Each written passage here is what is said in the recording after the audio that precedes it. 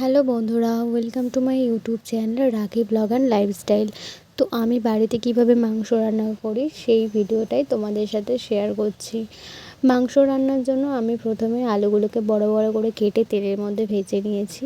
এরপর কড়াইতে তেল দিয়ে তেলের মধ্যে আমি দুটো তেজপাতা, দুটো শুকনো লঙ্কা আর একটু গোটা গরম মশলা দিয়ে নিয়েছি। এরপর আমি তেলের মধ্যে পেঁয়াজগুলোকে দিয়ে দিয়েছি, আর পেঁয়াজটা একটু যাতে নরম হয়ে যায় তাড়াতাড়ি, সেজন্য আমি একটু লবণও দিয়ে দিয়েছি। এরপর আমি আদা রসুনের পেস্টটাকেও পেঁয়াজের মধ্যে দিয়ে দিয়েছি, আর আদা রসুনের কাঁচা গন্ধটা যাতে না থাকে সেই জন্য আমি একটু ভালো করে কষিয়ে নিচ্ছি।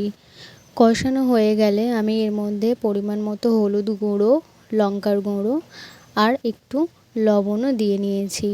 তোমরা কে কেমন ঝাল খাও সেই অনুযায়ী লঙ্কার গুঁড়ো দিও।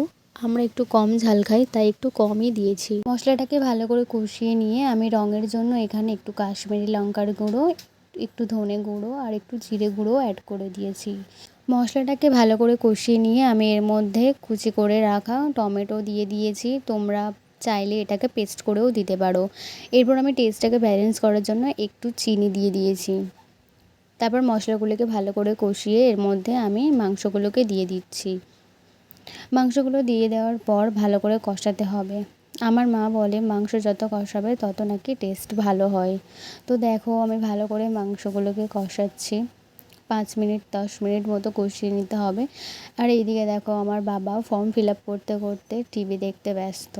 তো দেখো বন্ধুরা, মাংসটা কষা হয়ে গেছে। এর মধ্যে আমি এবার ভেজে রাখা আলুগুলো দিয়ে দিচ্ছি। আর একটু আলুটা বেশিই দিয়েছি কারণ আমাদের বাড়িতে সবাই একটু আলু খেতে বেশি ভালোবাসে। রেডি হয়ে গেছে, খুব সুন্দর খেতে হয়েছে। তোমরাও বাড়িতে একবার ট্রাই করে দেখতে পারো, আর কেমন হয়েছে আমাকে অবশ্যই কমেন্টে জানিও।